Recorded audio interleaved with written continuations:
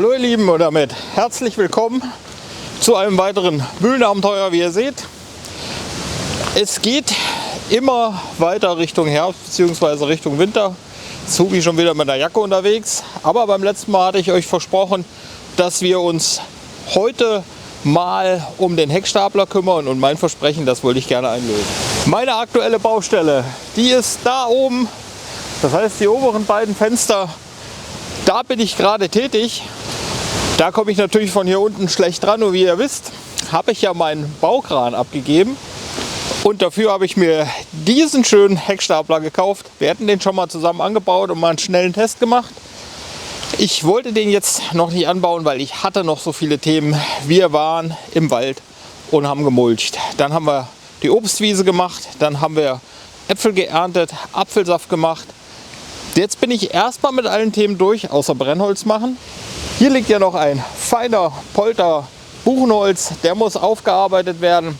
Das mache ich jetzt, sagen wir mal, irgendwann noch mal vor Weihnachten. Das heißt, wenn es richtig Herbst, schon in Richtung Winter geht. Momentan ist es mir noch zu warm und zu mild. Das Wasser ist noch flüssig, von daher kann das Brennholz noch ein bisschen warten. Ich habe vor, noch ein bisschen Feinputz zu machen, Lehmfeinputz.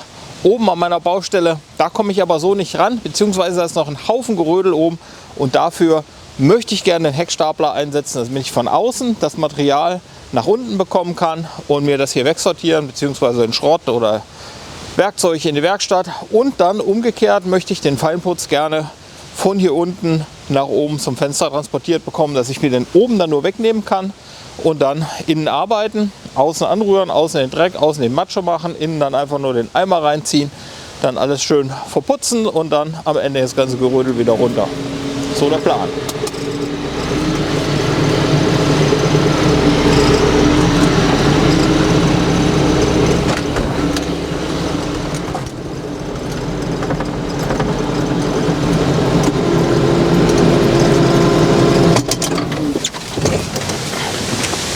So, bevor wir den Heckstapler anbauen, habe ich noch eine kleine Zwischenmission.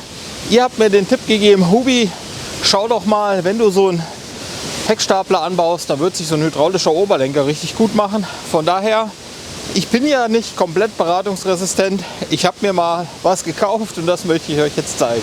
Ja, momentan habe ich hier noch so einen manuellen Oberlenker dran. Der ist eigentlich Kategorie 3, den hatte ich mir mal gekauft für meinen ersten Schlepper und ja, hat dann immer funktioniert, deswegen habe ich das so weitergemacht. Jetzt ist hier die Klammer weggeflogen und naja, grünen Schlepper habe ich ja auch schon lange nicht mehr. Bevor wir jetzt anfangen, den hydraulischen Oberlenker zusammenzubauen und zu testen, müssen wir erstmal das Anhängemaul abmachen, denn das havariert natürlich immer so ein bisschen mit den Anbauteilen und von daher bauen wir das jetzt erstmal alles ab. Ja, den manuellen Oberlenker, den kann man hier auch einfach über so einen Steckbolzen lösen. Schwind raus, Bolzen raus, Oberlenker raus. So, das ist für mich jetzt genauso Premiere wie für euch. Ich habe das Ding bloß bestellt, aber den Karton habe ich ohne euch noch nicht aufgemacht. Ja, nur ganz kurz für die, die vielleicht nicht so richtig tief im Thema drin sind. So ein Schlepper hat eine 3-Punkt-Aufhängung hinten. Manche haben das auch vorne für Frontanbaugeräte. Und die dient dazu, Anbaugeräte anzubauen. Da kann man Spalter dranhängen, da kann man Mulcher dranhängen, da kann man aber auch einen Flug oder sonst was dranhängen. In unserem Fall wollen wir jetzt den Heckstapler anbauen. Und dafür gibt es dann die sogenannten Unterlenker. Davon hat man 2 Stück.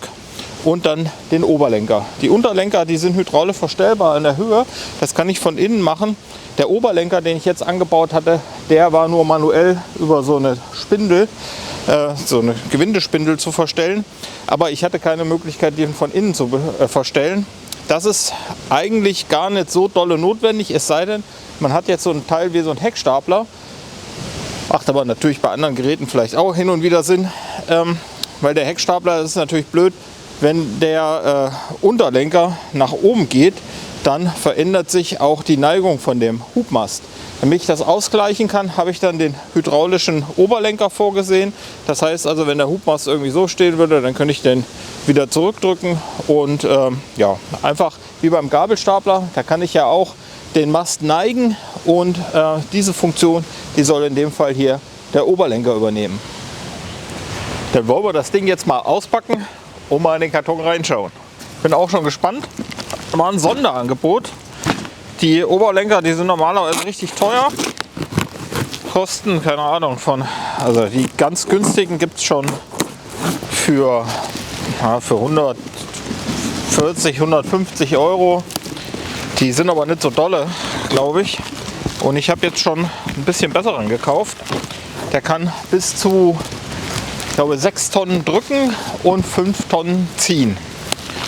Und ja, dabei sind erstmal 2 Hydraulikschläuche.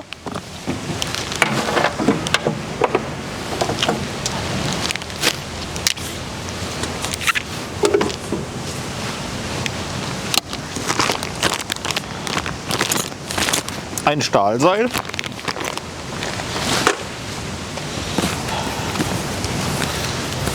Eine Markierung, die gibt an, wie viel der jetzt gerade ausgezogen hat. Und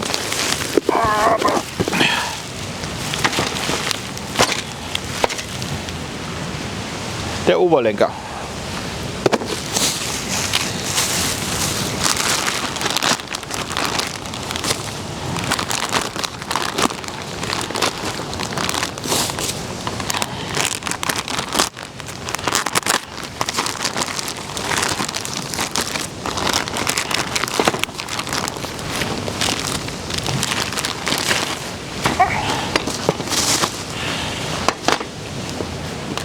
Der Oberlenker, das ist im Wesentlichen doppelwirkender Hydraulikzylinder und diese Unterschiede zwischen Hub- und Zugkraft kommen davon, dass beim doppelwirkenden Zylinder habe ich einmal das Öl, was hier in den Kolben reinströmt und dann den inneren Kolben rausdrückt, und dann auf der anderen Seite ist natürlich die Fläche von dem Kolbenbereich um den Durchmesser dieser Kolbenstange reduziert, und deswegen ist die Seite, wo die Kolbenstange drin ist, immer ein bisschen schwächer als die Seite, wo die Kolbenstange nicht drin ist. Aber im Prinzip ist es ein normaler doppelwirkender Zylinder. Der hat jetzt hier noch so einen kleinen Steuerblock, und zwar, das ist eine Schlauchberst-Sicherheitseinrichtung. Und ja, hier habe ich das Kugelgelenk, mit dem der am Schlepper festgemacht wird, und hier habe ich dann meinen Schnapper, mit dem ich den am Anbaugerät festmachen kann. Und das Schöne, was ich hier gesehen habe, hier war auch noch eine Kugel dabei. Das heißt, brauche nur meinen Bolzen reinstecken, kann die Kugel nehmen und dann kann ich mein Anbaugerät von oben her einschnappen. Das kann ich an meinem Spalter benutzen, das kann ich am Mulcher benutzen und das kann ich natürlich auch, wie wir jetzt gleich, am Heckstapler benutzen. Ich würde sagen, wir bauen das schnell zusammen. Dafür kommen jetzt hier erstmal die Blindstopfen raus. An den Hydraulikschläuchen, da sind auch gleich die Adapter dabei, die waren hier schon draufgeschraubt. Die kommen hier in dieses Steuerblock reingeschraubt und da kommt dann der Schlauch dran, und den Schlauch, den kann ich dann mit der Schlepperhydraulik verbinden.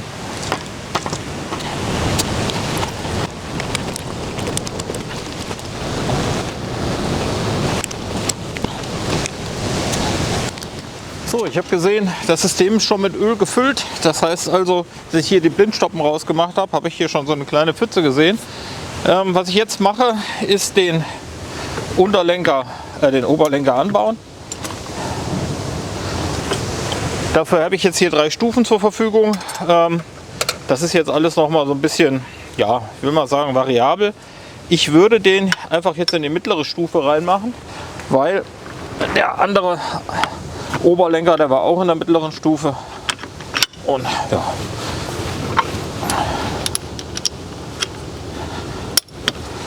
Ich glaube, das mit den Schläuchen, das muss ich noch mal ein bisschen optimieren. Diese unterschiedlichen Höhen, die sind dafür da, dass die Schläuche übereinander geführt werden können. Ja. Daher muss ich die noch mal drehen. Noch mal ein bisschen locker schrauben.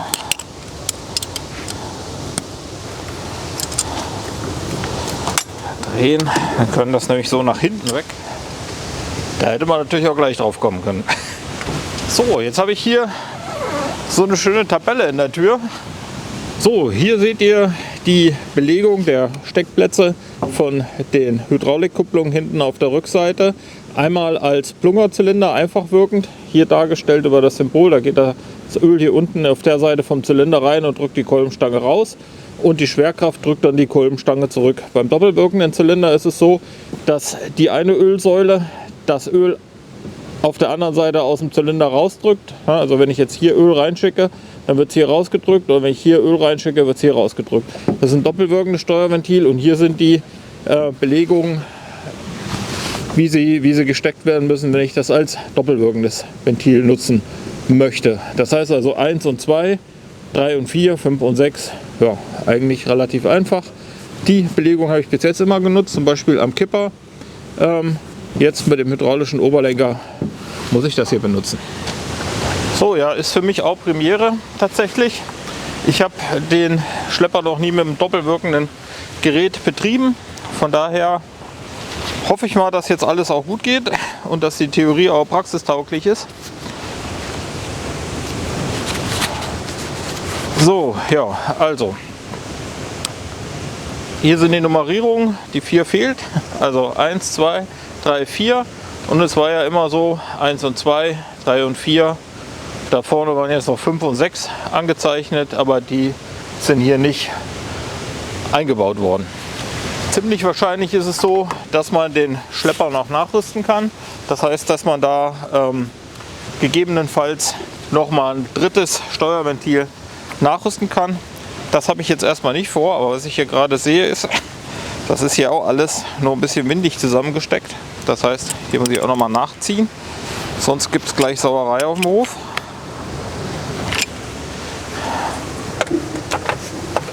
Und was eventuell passieren kann,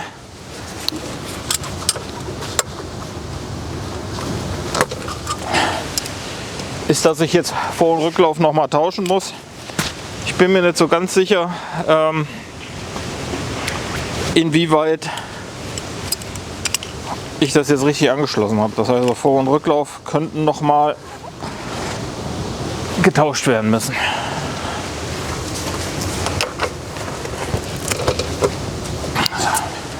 So, da wollen wir das Schlachtrohr mal anschmeißen.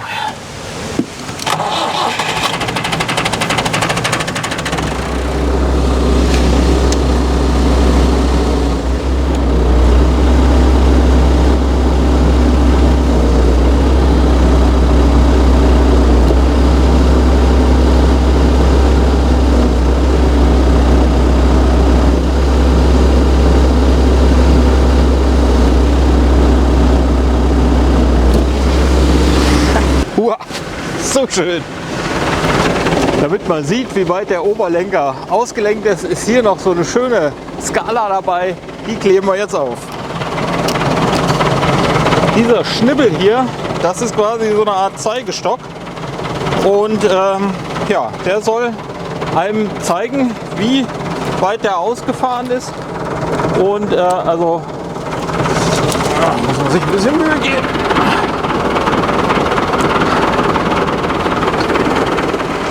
Hier oben habe ich noch meine Kugel, die kommt ja an den Bolzen dran und in dem Moment, wo ich hier an dem Griff ziehe, wird die Kugel frei.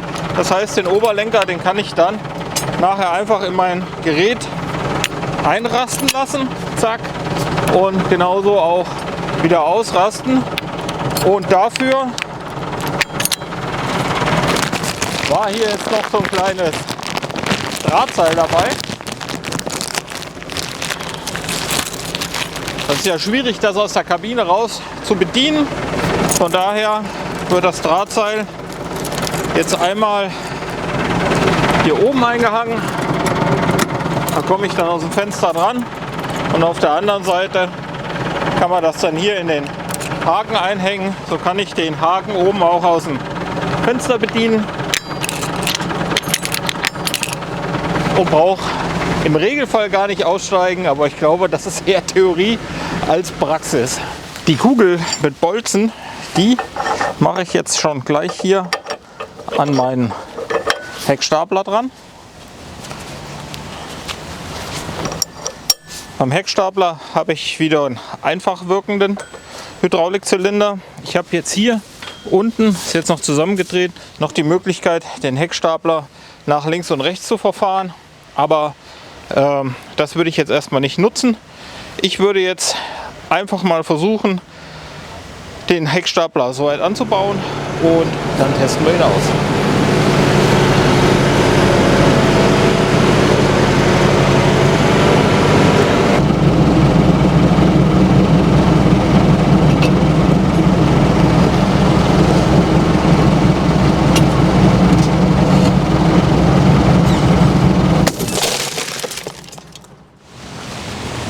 Boah, Alter, was eine Scheiße. So schnell Kapital vernichtet. Hat eigentlich alles soweit gut funktioniert. Einmal am falschen Hebel gezogen. Bom. Ich habe es beim letzten Mal noch prophezeit und ihr hattet es auch in die Kommentare geschrieben. Der Heckstapler ist ein Heckscheibenkiller.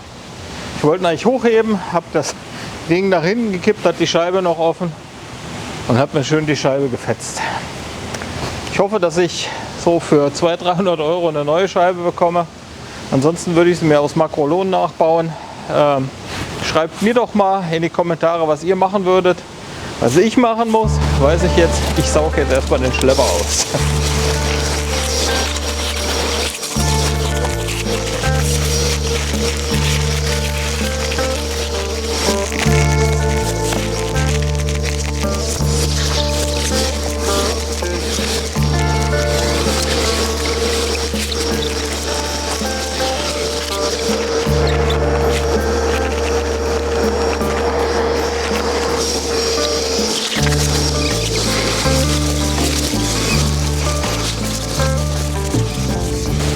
Tja, was soll ich sagen? Da liegt sie. Ja, wenn man in Dingen das Positive sehen möchte, würde ich sagen, eine Innenreinigung hatte der Kumpel sowieso schon lange mal nötig. Ich habe mir hier so ein bisschen die Splitter auf den Arm geknallt. Da habe ich so ein ganz klein bisschen, so als hätte ich mir an Dornen gekratzt. Ansonsten habe ich mir aber den Kopf abgesaugt, weil ich den Scheiß natürlich über den Schädel bekommen habe. Und ja, habe jetzt alles sauber gemacht. Ärgerlich. Das hat soweit alles ganz gut funktioniert, aber eine Sekunde mal unachtsam und schon gleich. Ja, gut. Eine Heckscheibe weniger, aber Marcel war gerade da. Er hat mich gefragt, ob ich ihm mal so ein Big Bag Lehm umstapeln könnte. Und ja, das wäre der erste Live- und Realtest mit dem Schlepper. Hoffentlich machen wir nicht noch mehr kaputt. Ich fahre mal schnell rüber und dann probieren wir das aus. 8 Steine übrig. Nur noch mal gucken, wie er verändert. Boah, Marcel, ey, was hast du hier einen schönen Hof gemacht? Was sag ich dir, mein Großer? Ich habe mir erstmal die Heckscheibe gefetzt. Warum machst du denn sowas? Ich habe gedacht, guck mal, ob ich es hinkriege. Hat geklappt. Aber ich habe dem Schlepper gleich eine Innenreinigung verpasst. Hast du falsche Hebel gezogen oder was?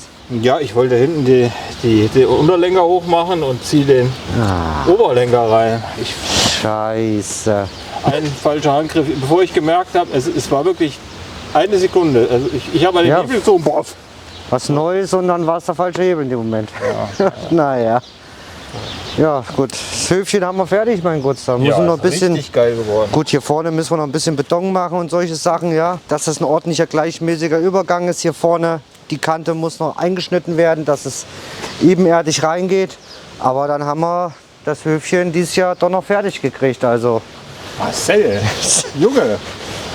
Das musst du ja mal vorlegen, oder? Oh, mit diesem fetten Rondell in der Mitte. Ja. Wie geil ist das denn? Aber die Skulptur soll weichen, habe ich gehört. Ja, ich habe gedacht, jetzt wo du schon einen Heckstapler hast, könntest du das mir vielleicht mal an die Seite setzen. Aber solltest ja nicht gleich wieder was dabei kaputt machen.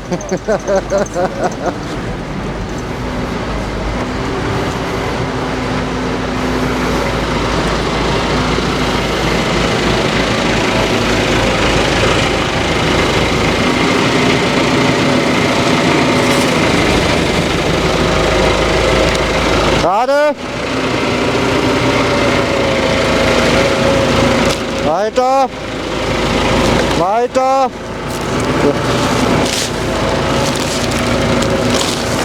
Weiter. Ach, ich gehe kaputt, ey. Das bewegt sich kein Zentimeter, das Pflaster.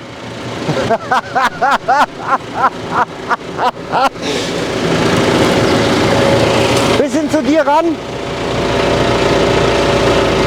Gut, jetzt hoch.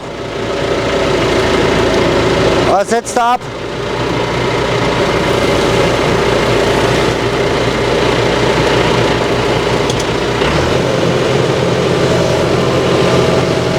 Gut, prima, hast du.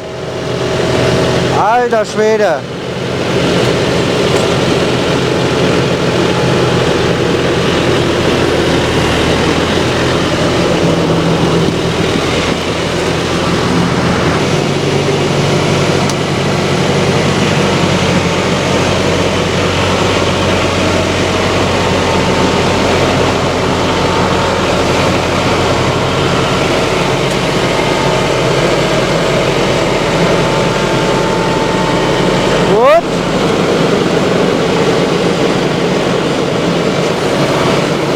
Geile Sache, ey. Noch ein bisschen, Ruby. Andersrum.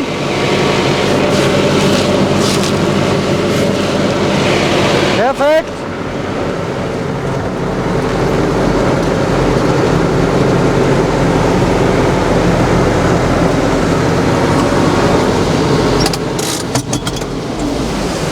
So, wie ihr wisst, habe ich mir beim letzten Mal diese schöne kleine Kamera gekauft. Und zwar ist es so, wenn ich im Schlepper sitze, dann sehe ich nicht so richtig, was hier hinten passiert. Bevor ich mir noch ein Loch in die Hauswand fahre, beziehungsweise muss ja beim Hoch- und Runterfahren auch ungefähr sehen, wo das Fenster ist, zu dem ich fahren möchte, habe ich mir diese kleine Funkmagnetkamera gekauft.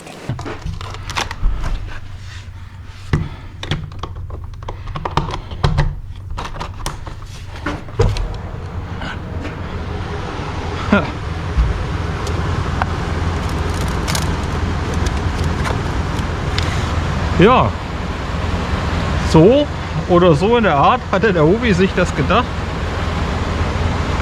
Muss natürlich hier nochmal eine Palette drauf, um das Ganze ein bisschen schöner zu machen. Aber das ist perfekt. Mein Aufzug.